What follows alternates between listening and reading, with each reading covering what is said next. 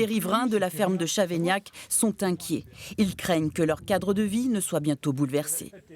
J'étais en zone verte, je pensais être en accord avec la nature et les animaux.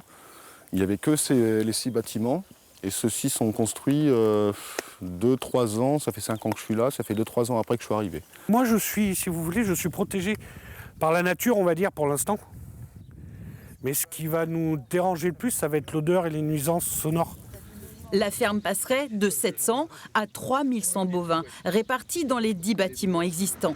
L'enquête publique est ouverte et les documents relatifs à l'autorisation environnementale sont consultables à la mairie de Périllac.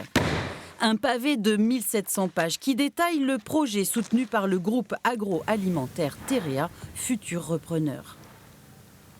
Une production de jeunes bovins destinée à l'exportation sur l'Italie et l'Espagne et abattue sur les abattoirs de proximité.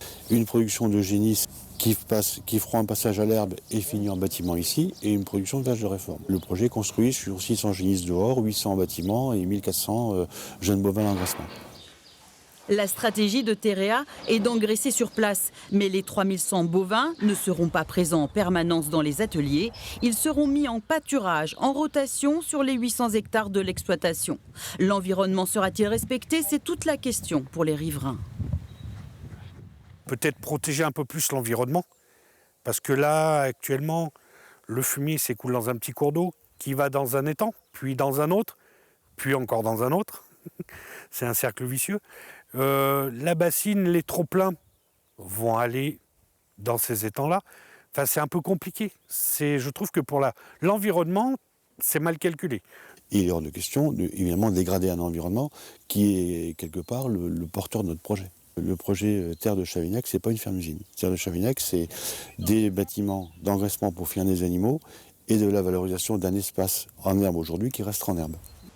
Un vent de polémique souffle sur la commune. En cédant son bien à Terea, le propriétaire a souhaité préserver l'activité de sa ferme.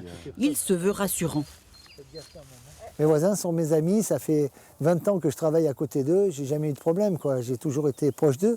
Et j'espère et je souhaite et je vais faire tout ce qu'il faut pour que Terea, et je sais que Terea sera respectueux de mes voisins. Cet atelier d'engraissement devrait voir le jour après avoir obtenu l'autorisation environnementale. Les riverains ont jusqu'au 12 avril pour participer à l'enquête publique.